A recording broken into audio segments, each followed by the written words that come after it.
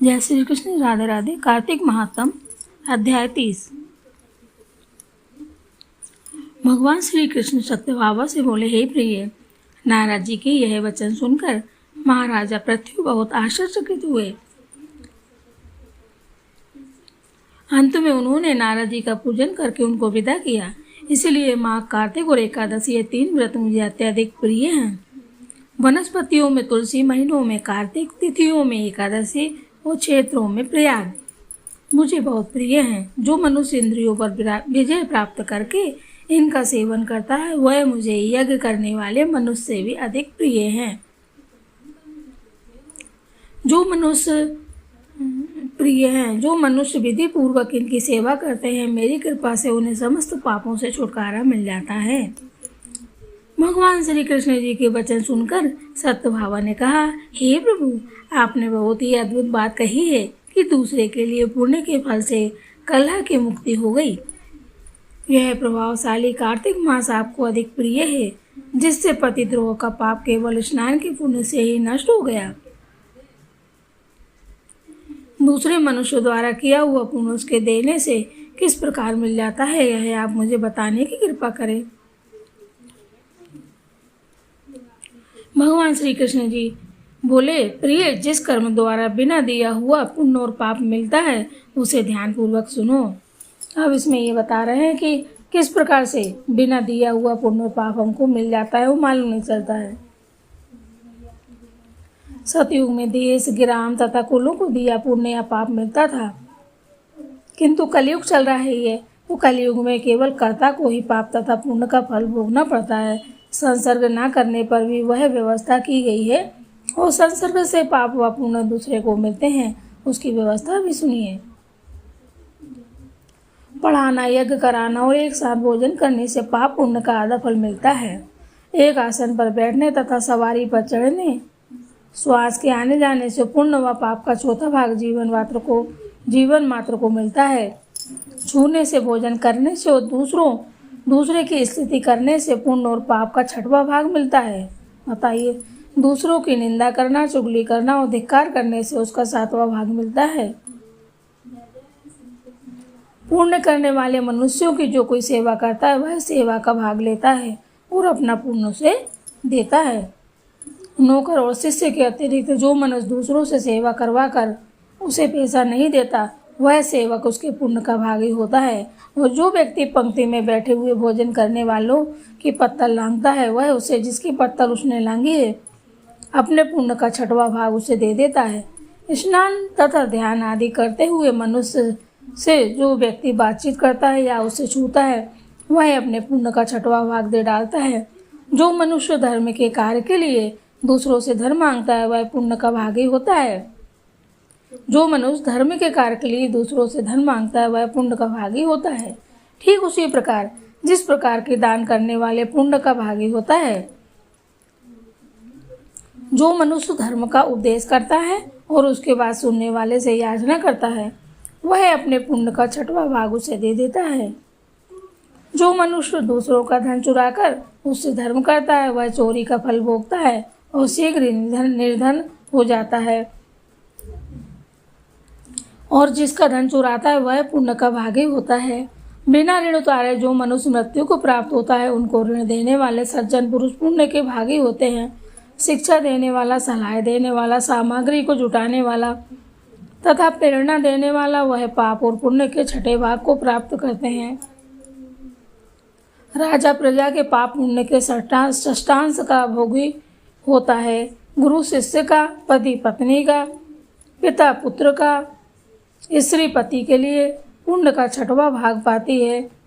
पति को प्रसन्न करने वाली आज्ञाकारी स्त्री पति के लिए पुण्य का आधा भाग ले लेती है। जो पुण्यात्मा पराये लोगों को दान करते हैं, वह उनके पुण्य का 6ठा भाग प्राप्त करते हैं। जीवन देने वाला मनुष्य, जीविका ग्रहण करने वाला मनुष्य के पुण्य के 6वें भाग को प्राप्त करता है। इस प्रकार दूसरों के लिए पुण्य व पाप बिना दिए भी दूसरों को मिल जाते हैं, किंतु यह नियम जो कि मैंने बतलाए हैं, ये कलयुग में लागू नहीं होते। कलयुग में तो एकमात्र कर्ता को ही अपने पाप व पुण्य भोगने पड़ते हैं। इस संबंध में एक बड़ा पुराना इतिहास है जो कि पवित्र भी है और बुद्धि प्रदान करने वाला कहा जाता है।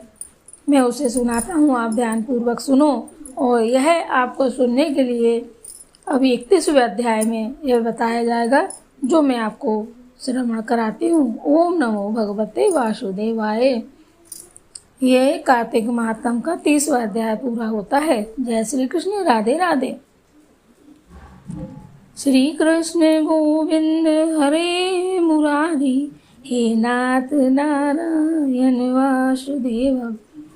अब कार्तिक महात्म का अध्याय 31वां। भगवान श्री कृष्ण जी ने कहा, पूर्व काल में अवंतीपुर उज्जैन में धनेश्वर नाम के एक ब्राह्मण रहता था। वह रस, चमड़ा और कम्बल आदि का व्यापार करता था।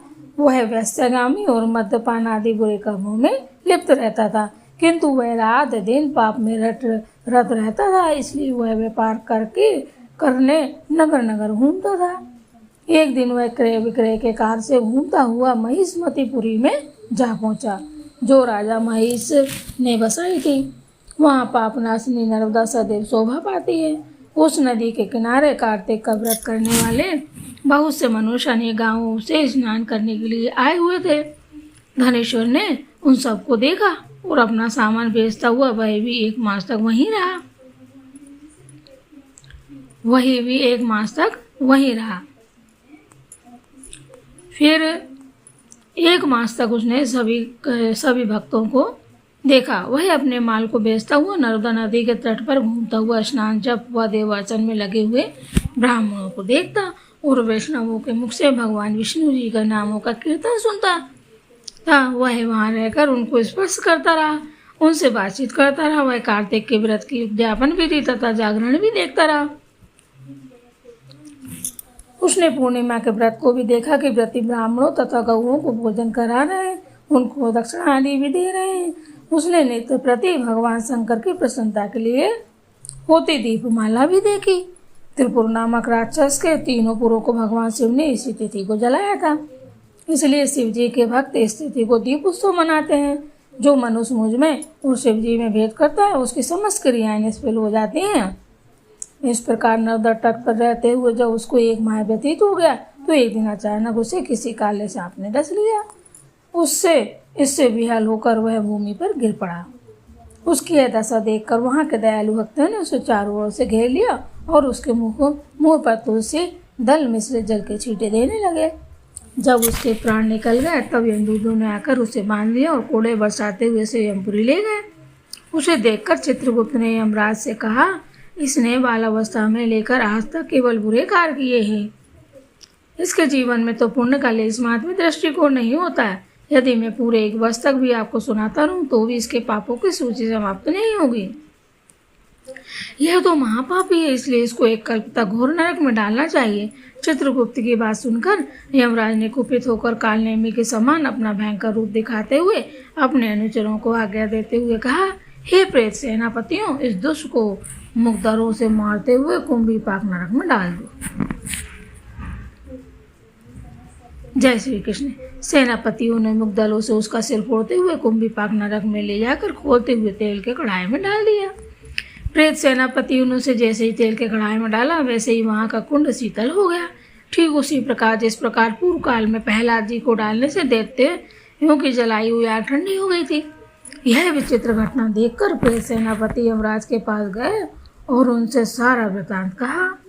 सारी बात सुनकर यमराज भी आश्चर्यचकित हो गए और इस विषय में पूछताछ करने लगे। उसी समय नारद जी वहां आए और यमराज से कहने लगे, सूर्य नंदन, यह ब्राह्मण नरकों का उपभोग करने के योग्य नहीं है। जो मनुष्य पुण्य कर्म करने वाले लोगों का दर्शन, स्पर्श और उनके साथ वार्तालाप करता है, वह उनके पुण्य का 6वां अंश प्राप्त कर लेता है। यह धनेश्वर तो 1 मास तक श्री हरि के कार्तिक व्रत का अनुष्ठान करने वाले असंख्य मनुष्यों के संपर्क में रहा है, अतः यह उन सबके पुण्यांश का भागी हुआ है। जय श्री कृष्ण, राधे राधे। इसको अनिच्छा से पुण्य प्राप्त हुआ है, इसलिए यह यक्ष की योनि में रहे और पाप भोग के रूप में सब नरक का दर्शन मात्र करके ही यम यातना से मुक्त हो जाए। भगवान श्री कृष्ण ने कहा, सत्यभामा नारद जी के इस प्रकार के वचन कहकर चले जाने के पश्चात धनेश्वर को पुण्यात्मा समझते हुए यमराज ने दूतों को उससे नरक दिखाने की आज्ञा दी। जय श्री कृष्ण। राधे राधे। कार्तिक महात्म्य का अध्याय 31 पूरा हुआ। जय श्री कृष्ण। राधे राधे। ओम नमो भगवते वासुदेवाय। ओम नमो भगवते वासुदेवाय। जय श्री कृष्ण। राधे राधे। तुलसा मैया की जय हो। विष्णु भगवान महालक्ष्मी की जय हो। कार्तिक महात्म्य का अब हम अध्याय 32 का श्रवण करेंगे। आप सभी को कार्तिक मास की शुभकामनाएं हो। आपके सारे मनोरथ पूर्ण हो। कार्तिक महात्म्य अध्याय 32। भगवान श्री कृष्ण जी ने आगे कहा, हे प्रिय, यमराज की आज्ञा से उद्धार करते हुए प्रेतपति धनेश्वर को नरकों के समीप ले गया और उसे दिखाते हुए कहने लगा, हे धनेश्वर, महान भय देने वाले इन नरकों की ओर दृष्टि डालो। इनमें पापी पुरुष सदैव दूतों द्वारा पकाए जाते हैं। यह देखो, यह तप्त वाचुक नामक नरक है, जिसमें देह जलने के कारण पापी विलाप कर रहे हैं। जो मनुष्य भोजन के समय भूखों को भोजन नहीं देता, वह बार बार इस नरक में डाले जाते हैं। वह प्राणी जो गुरु, अग्नि, ब्राह्मण, गो, वेद और राजा इनको लात मारता है, वह भयंकर नरक अतिशय पापों के करने पर मिलते हैं। आगे देखो, यह दूसरा नरक है, जिसका नाम अंधा मिश्र है। इन पापियों को सुई की भांति मुख वाले तमोत नामक कीड़े काट रहे हैं। इस नरक में दूसरों का दिल दुखाने वाले पापी गिराए जाते हैं। यह तीसरा नरक है, जिसका नाम कृक्के है। इस नरक में पापियों को आरे से चीरा जाता है। यह नरक भी अति मत्रवर्ण आदि वेदों से 6 प्रकार का होता है। इसमें स्त्री तथा पुत्रों के वियोग कराने वाले मनुष्यों को कढ़ाई में पकाया जाता है।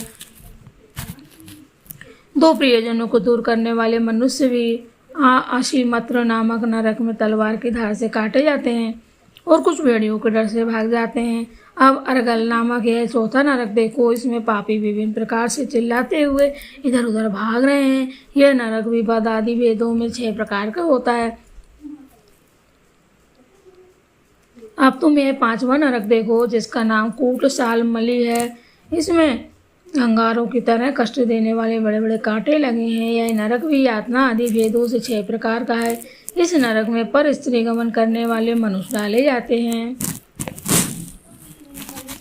अब तुम यह 6वां नरक देखो, उल्वण नामक नरक में सिर नीचे करके पापियों को लटकाया जाता है। जो लोग भक्ष्य का विचार नहीं करते, दूसरों की निंदा चुगली करते हैं, वे इस नरक में डाले जाते हैं। दुर्गंध भेद से यह नरक भी 6 प्रकार का होता है। यह 7वां नरक है, जिसका नाम कुंभी पाक है। यह अत्यंत भयंकर और यह भी 6 प्रकार का है। इसमें महापातक के मनुष्यों को पकाया जाता है। इस नरक में सहस्रों वर्षों तक यातना भोगनी पड़ती है। यही रौरव नरक है, जो पाप इच्छा रहित किए जाते हैं वह सूखे और जो पाप इच्छा पूर्वक किए जाते हैं वह पाप आर्ध कहलाते हैं। इस प्रकार शुष्क और आर्ध भेदों से यह पाप 2 प्रकार के होते हैं। इसके अलावा और भी अलग अलग 84 प्रकार के पाप हैं। पहला है अपकीर्ण, दूसरा है पांडाकते, तीसरा है मलिन कर्ण, चौथा है जाति भ्रष्कर्ण, 5वां है उपाय, 6 है अति पाप, 7वां है महापाप। यह 7 प्रकार के पातक हैं। जो मनुष्य जैसा कर्म करता है उसे इन 7 नरकों में उसके पापों कर्मों के अनुसार पकाया जाता है। चूँकि तुम्हें कार्तिक व्रत करने वाले प्रभु भक्तों का संसर्ग प्राप्त हुआ था, उससे पुण्य की वृद्धि हो जाने के कारण ये सभी नरक तुम्हारे लिए निश्चय ही नष्ट हो गए हैं। इस प्रकार धनेश्वर को नरकों का दर्शन कराकर प्रेतराज उसे यक्षलोक में ले गए। देखो, इसीलिए कार्तिक मास का भजन पूजन करना चाहिए। वहाँ जाकर उसे वहाँ का राजा बना दिया। वहीं कुबेर का अनुचर धनक्षय के नाम से प्रसिद्ध हुआ। बाद में महर्षि विश्वामित्र ने उसके नाम पर तीर्थ बनवाया था। कार्तिक मास का व्रत महाफल देने वाला है। इसके संतुलन कोई दूसरा पुण्य कर्म नहीं है। जो भी मनुष्य इस व्रत को करता है तथा व्रत करने वाले का दर्शन करता है, उसे मोक्ष की प्राप्ति होती है। जय श्री हरि श्री कृष्ण गोविंद हरे मुरारी, हे नाथ नारायण वासुदेव। आप सभी के मनोरथ पूर्ण हो। आप सभी कार्तिक करने वालों की जय हो। आप सभी को बार बार प्रणाम है, सहस्त्र प्रणाम है। कार्तिक महात्म अध्याय 23 अब हम श्रवण करेंगे। जय श्री कृष्ण। सूत जी ने कहा, इस प्रकार अपनी अत्यंत प्रिय सत्य बाबा को यह कथा सुनाकर भगवान श्री कृष्ण जी संध्योपासना करने के लिए माता के घर में गए। यह कार्तिक मास का व्रत भगवान विष्णु को अति प्रिय है तथा भक्ति प्रदान करने वाला है। एक रात्रि जागरण, दूसरा प्रातःकाल स्नान, तीसरा वट सिंचन, चौथा है उद्यापन, पांचवा है दीपदान, पांचवा कर्म भगवान विष्णु को प्रसन्न करने वाले हैं, इसलिए इनका पालन अवश्य करना चाहिए। ऋषि बोले, भगवान विष्णु को प्रिय अधिक फल की प्राप्ति कराने वाले हैं, शरीर के प्रत्येक अंग को प्रसन्न करने वाले कार्तिक महात्मा आपने यह बताया है। यह मोक्ष की कामना करने वालों को अथवा भोग की इच्छा रखने वाले मनुष्यों को यह व्रत अवश्य करना चाहिए। इससे अतिरिक्त हम आपसे एक बात पूछना चाहते हैं कि यदि कार्तिक मास का व्रत करने वाला मनुष्य किसी संकट में फंस जाए, तो वह किसी वन में हो या व्रती किसी रोग से ग्रस्त हो जाए, तो उस मनुष्य को कार्तिक व्रत को किस प्रकार करना चाहिए? क्योंकि कार्तिक व्रत भगवान विष्णु को अत्यंत प्रिय है और इसे करने से मुक्ति एवं भक्ति प्राप्त होती है, इसलिए इसे छोड़ना नहीं चाहिए। सूत जी ने इसका उत्तर देते हुए कहा, यदि कार्तिक का व्रत करने वाला मनुष्य किसी संकट में फंस जाए, तो वह हिम्मत करके भगवान शंकर या भगवान विष्णु जी के मंदिर में जो भी पास हो उसमें जाकर रात्रि जागरण करे। यदि व्यक्ति घने वन में फंस जाए, तो फिर पीपल के वृक्ष के नीचे या तुलसी के वन में जाकर जागरण करें। भगवान विष्णु की प्रतिमा के सामने बैठकर विष्णु जी का कीर्तन करें। ऐसा करने से सहस्त्रों गायों के दान के समान फल की प्राप्ति होती है। जो मनुष्य विष्णु जी के कीर्तन में बाजा बजाता है, उससे वाजपेयी यज्ञ के समान फल की प्राप्ति होती है। और हरि कीर्तन में नृत्य करने वाले मनुष्यों को सभी तीर्थों में स्नान करने का फल प्राप्त होता है।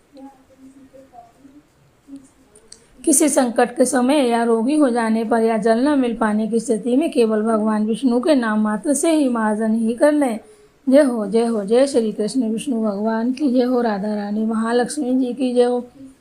यदि उद्यापन ना कर सके तो व्रत की पूर्ति के लिए केवल ब्राह्मणों के प्रसन्न होने के कारण विष्णु जी प्रसन्न रहते हैं।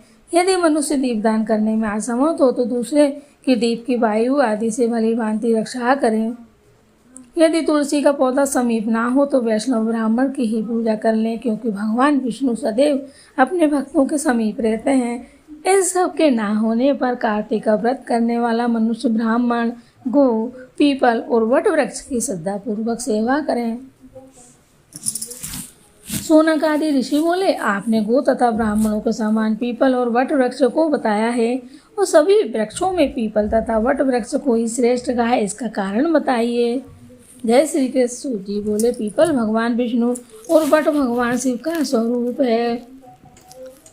पलाश ब्रह्मा जी के अंश से ही उत्पन्न हुआ है। जो कार्तिक मास में उसके पत्तल में भोजन करता है, वो भगवान विष्णु जी के लोक में जाता है।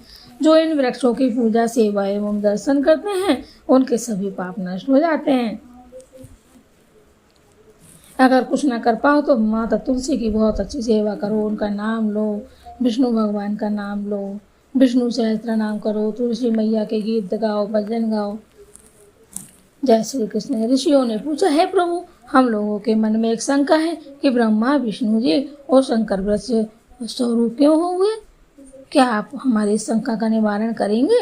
सूत जी बोले, प्राचीन काल में भगवान शिव तथा माता पार्वती जी विहार कर रहे थे। उस समय उनके विहार में विघ्न उपस्थित करने के उद्देश्य से अग्निदेव ब्राह्मण का रूप धारण करके वहां पहुंचे आए।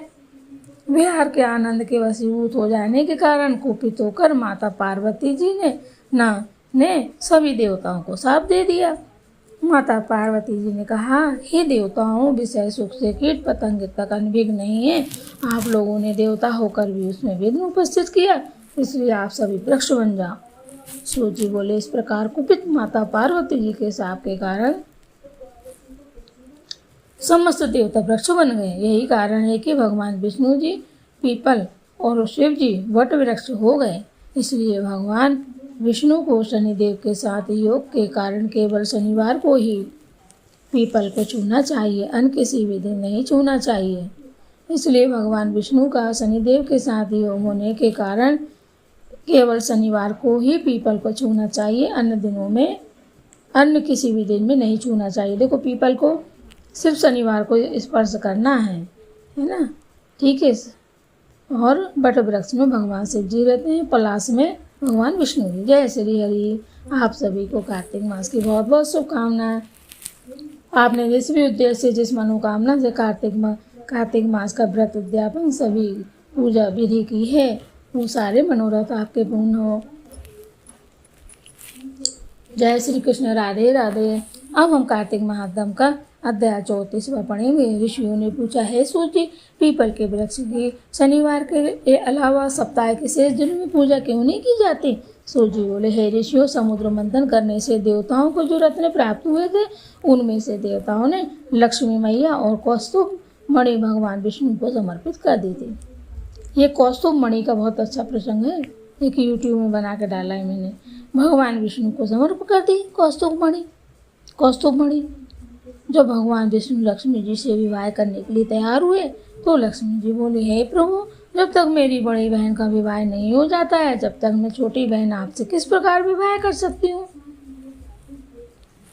इसलिए आप पहले मेरी बड़ी बहन का विवाह करवा दें, उसके बाद आप मुझसे विवाह कीजिए। यही नियम है जो प्राचीन काल से चला आ रहा है।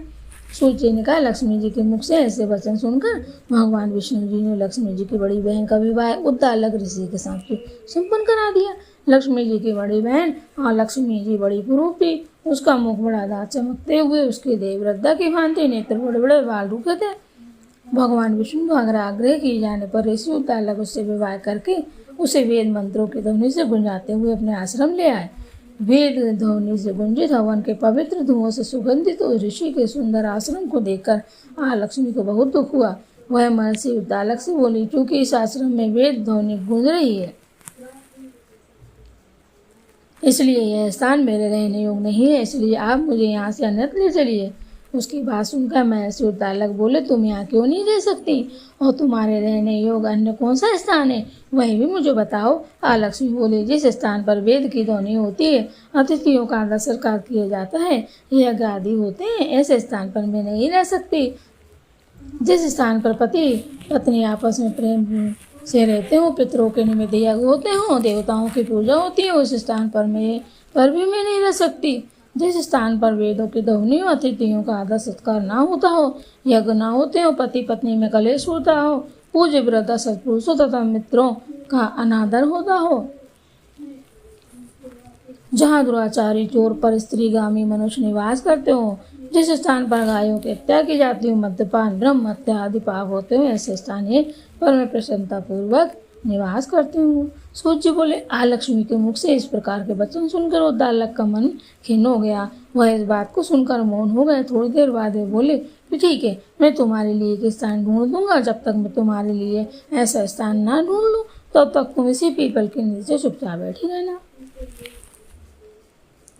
महर्षि उद्दालक उसे पीपल के वृक्ष के नीचे बैठाकर उसके रहने योग्य स्थान की खोज में निकल पड़े, परंतु जब वो बहुत समय हुआ, तब प्रतीक्षा करने पर भी वे वापस नहीं लौटे तो लक्ष्मी विलाप करने लगी। जब बैकुंठ में बैठी लक्ष्मी जी ने अपनी बहन लक्ष्मी का विलाप सुना तो वे व्याकुल हो गई। वे दुखी होकर भगवान विष्णु जी से बोली, हे प्रभु, मेरी बड़ी बहन पति द्वारा त्याग जाने पर अत्यंत दुखी है। यदि मैं आपकी प्रिय पत्नी हूँ तो आप उसे आश्वासन देने के लिए उसके पास चलिए। जय श्री कृष्ण। जय हो विष्णु भगवान महालक्ष्मी जी की जय हो। लक्ष्मी जी की प्रार्थना पर भगवान विष्णु लक्ष्मी जी सहित उस पीपल के वृक्ष के पास गए जहाँ लक्ष्मी बैठकर विलाप कर रही थी। उसको आश्वासन देते हुए भगवान विष्णु बोले, हे लक्ष्मी, तुम इस पीपल के वृक्ष की जड़ों में सदैव के लिए निवास करो, क्योंकि इसकी भी उत्पत्ति मेरे ही अंश से हुई है और उसमें सदैव मेरा ही निवास रहता है। प्रत्येक वर्ष ग्रस्त लोग तुम्हारी पूजा करेंगे और उन्हीं के घर में तुम्हारी छोटी बहन का वास होगा। स्त्रियों को तुम्हारी पूजा विभिन्न उपहारों से करनी चाहिए। मनुष्यों को पुष्प, धूप, दीपगंध आदि से तुम्हारी पूजा करनी चाहिए, तभी तुम्हारी छोटी बहन लक्ष्मी उन पर प्रसन्न होगी। सूर्य बोले, ऋषियों, मैंने आपको भगवान श्री कृष्ण, सत्यभामा तथा पृथ्वी नारद का संवाद सुना दिया है, जिसे सुनने से ही मनुष्य के समस्त पापों का नाश हो जाता है और अंत में वैकुंठ को प्राप्त करता है। यदि अब भी आप लोग कुछ पूछना चाहते हैं तो अवश्य पूछिए, मैं उसे अवश्य बताऊंगा। सूर्य जी के वचन सुनकर शौनक जी आदि ऋषि थोड़ी देर तक प्रसन्नचित वहीं बैठे रहे। तत्पश्चात वे लोग बद्रीनारायण जी के दर्शन हेतु चल दिए। जो मनुष्य इस कथा को सुनता या सुनाता है उसे इस संसार में समस्त सुख प्राप्त होते हैं। जय श्री कृष्ण, जय हो महालक्ष्मी की जय हो, विष्णु भगवान की जय हो। आप सभी कार्तिक के करने वाले भक्तों की जय हो। कार्तिक मास का उद्यापन व्रत करने वाले आप सभी को बार बार प्रणाम है। इस प्रकार से कार्तिक महात्म 34वां अध्याय पूरा हुआ। हम सुनेंगे आखिरी कार्तिक महात्म का अंतिम अध्याय 35वां। इतनी कथा सुनकर सभी ऋषि सूर्य से बोले, हे सूर्य, अब आप हमें तुलसी विवाह की विधि बताइए। सूर्य बोले, कार्तिक शुक्ला नवमी को द्वापर युग का आरंभ हुआ है, अतः यही तिथि दानों और उपवास में क्रमशः पूर्व व्यापनी तथा पराव्यापनी हो तो ग्रह है। इस तिथि को नवमी से एकादशी तक मनुष्य शास्त्रोक्त विधि से तुलसी के विवाह का उत्सव करे तो उसे कन्यादान का फल प्राप्त होता है। पूर्व काल में कनक की पुत्री किशोरी जी ने एकादशी व्रत में संध्या के समय तुलसी वैवाहिक की विधि संपन्न की। इससे वह किशोरी वैधव दोष से मुक्त हो गई। अब मैं उसकी विधि बतलाता हूँ। 1 तोला सुवर्ण की भगवान विष्णु की सुंदर प्रतिमा तैयार करवाएं, अब अथवा अपनी शक्ति के अनुसार आधे या चौथाई तोले की प्रतिमा बनवा ले। फिर तुलसी जी और माँ और भगवान विष्णु जी की प्रतिमा में प्राण प्रतिष्ठा करके षोडशोपचार से पूजा करें। पहले देश काल का स्मरण करके गणेश जी का पूजन करें, फिर पुण्याय वाचन कराकर नांदी श्राद्ध करें। तत्पश्चात वे इन मंत्रों के उच्चारण और बाजे आदि की ध्वनि के साथ भगवान विष्णु की प्रतिमा को तुलसी जी के निकट लाकर रखें।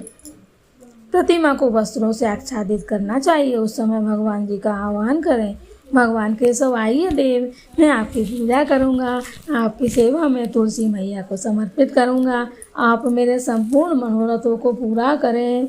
जय श्री कृष्ण। आप हम सबके मनोरथ पूर्ण कीजिए। इस प्रकार आह्वान के पश्चात 3 बार अर्धपाद और विस्तर का उच्चारण करके इन्हें बारी बारी से भगवान को समर्पित करें। फिर आचमीन पद का 3 बार उच्चारण करके भगवान जी को आचमन कराएं। इसके बाद कांसे के बर्तन में दही, घी और मधु रखकर उससे कांसे के पात्र से ही रख दें तथा भगवान को अर्पण करते हुए इस प्रकार कहें, हे वासुदेव, आपको नमस्कार है। यह मधुपर्क दही, घी तथा शहद के मिश्रण को मधुपर्क कहते हैं। ग्रहण कीजिए। क्या क्या? दही और उससे निकला हुआ घी है ना, और शहद, मधुमक्खी से निकला हुआ शहद के मिश्रण को मधुपर्क कहते हैं। ग्रहण कीजिए। तदंतर हरिद्र लेपन और अभयंकार संपन्न करके गोधूली वेला में तुलसी और विष्णु जी का पूजन पृथक पृथक करना चाहिए। दोनों को एक दूसरे के सम्मुख रखकर मंगल पाठ करें। वह भगवान से और कुछ दिखाई देते हों तब कन्यादान का संकल्प करें। अपने गोत्र और प्रवर का उच्चारण करके आदि की 3 पीढ़ियों का भी आवर्तन करें। तत्पश्चात भगवान जी से इस प्रकार कहें, आदि मध्य और अंत से रहे त्रिभुवन प्रतिपालक परमेश्वर, इस तुलसी दल को आप विवाह की विधि से ग्रहण कीजिए। यह पार्वती जी के बीच से प्रकट हुई है, वृंदा की भस्म स्थित रहती है तथा आदि मध्य और अंत शून्य है। आपको हे प्रभु तुलसी बहुत ही प्रिय है, अतः इसे मैं आपकी सेवा में अर्पित करती हूँ। मैंने जल के घड़ों से सींच कर और अन्य प्रकार की सेवाएं करके अपनी पुत्री की भांति से पाला पोसा और बढ़ाया है। आपकी प्रिया हरि प्रिया तुलसी मैं आपको दे रहा हूँ। हे प्रभु आप ग्रहण कीजिए। इस प्रकार तुलसी जी का दान करके फिर उन दोनों अर्थात तुलसी और भगवान विष्णु की पूजा करें। विवाह का उत्सव मनाएं, नाचे गाने ढोल बजाएं और भजन करें। सुबह होने पर पुनः तुलसी और विष्णु जी का पूजन करें। अग्नि की स्थापना करके उसमें द्वादशाक्षर मंत्र से ओम नमो भगवते वासुदेवाय मंत्र से खीर, घी, मधु, तिल मिश्रित हवनीय द्रव्य की 108 आहुति, फिर स्विष्टकृत होमक करके पूर्णाहुति दें। अर्चना की पूजा, आचार की पूजा करके होम की शेष विधि पूरी करें। इसके बाद भगवान से इस प्रकार प्रार्थना करें, हे प्रभु आपकी प्रसन्नता के लिए मैंने यह व्रत किया है जनार्दन। इसमें जो भी न्यूनता हो वह आपके प्रसाद से पूर्ण प्राप्त हो जाए। यदि द्वादशी में रेवती का 4था चरण बीत रहा हो तो उस समय पारण न करें। जो उस समय भी पारण करता है वह अपने व्रत को निष्फल कर देता है। भोजन के पश्चात द्वादशी तुलसी के स्वतः गलकर गिरे हुए पत्तों को खाकर मनुष्य सब पापों से मुक्त हो जाता है। भोजन के अंत में ऊख, आंवला और बेर का फल खा लेने से उच्छिष्ट दोष मिट जाता है। तदंतर भगवान जी का विसर्जन करते हुए भगवान आप तुलसी के साथ वैकुंठ धाम में पधारे। हे प्रभु, आप वैकुंठ धाम में पधारें। प्रभु, मेरे द्वारा की हुई पूजा ग्रहण करके आप सदैव संतुष्टि करें। इस प्रकार देवेश्वर विष्णु का विसर्जन करके मूर्ति आदि सब सामग्री आचार को अर्पित करें। इससे मनुष्य कृतार्थ हो जाता है। यह विधि सुनाकर सूर्य ने ऋषियों से कहा, हे ऋषियों, इस प्रकार जो मनुष्य श्रद्धा पूर्वक सत्य, शांति और संतोष को धारण करता है, वह भगवान विष्णु जी को तुलसी जल समर्पित करता है। उसके सभी पापों का नाश हो जाता है और वह संसार के सुखों को भोग कर अंत में विष्णु लोक को प्राप्त करता है। हे ऋषिवर, यह कार्तिक महात्म सब रोगों और संपूर्ण पापों को नाश करने वाला है। जो मनुष्य इस महात्म को भक्तिपूर्वक पढ़ता है और जो सुनकर धारण करता है, सुनाता है, वह सब पापों से मुक्त हो भगवान विष्णु के लोक में जाता है। जय श्री हरि। जिसकी बुद्धि खोटी हो तथा जो श्रद्धा से हीन हो, ऐसे किसी भी मनुष्य को यह महात्म नहीं सुनाना चाहिए। इति श्री कार्तिक मास महात्म। जय हो प्रभु। सभी जो भी सुन रहे हैं अच्छे भक्ति भाव से सुनिए। कार्तिक मास के महत्व के बारे में सुनने के बाद धर्म कार्य में दान पुण्य का कार्य अवश्य करें। जय हो। जय श्री कृष्ण। राधे राधे। भगवान श्री कृष्ण जी की कृपा से संपूर्ण सृष्टि का कल्याण हो, सभी का जीवन संकट मुक्त हो, सुख समृद्धि एवं आरोग्यता परिपूर्ण हो, यही सभी के लिए प्रार्थना है। आप सभी को कार्तिक मास की व्रत की और अच्छे से व्रत करने की आप सभी को हार्दिक हार्दिक शुभकामनाएं। हे प्रभु, हे विष्णु भगवान, महालक्ष्मी, विराजमान सभी देवी देवता, जो भी कार्तिक महात्म पढ़ने में और सुनाने में जो भी त्रुटि हुई, उन सभी को हम आपके करवत होके पांव पकड़ के क्षमा मांगते हैं। हे प्रभु, हमें क्षमा करते हुए हमें हमारी पूजा का, कथा श्रवण का उचित फल प्रदान करें। हे विष्णु भगवान, हम आपके शरण में हैं। जय श्री कृष्ण। राधे राधे। ओम नमो भगवते वासुदेवाय। ओम नमो भगवते वासुदेवाय। जय श्री कृष्ण। राधे राधे।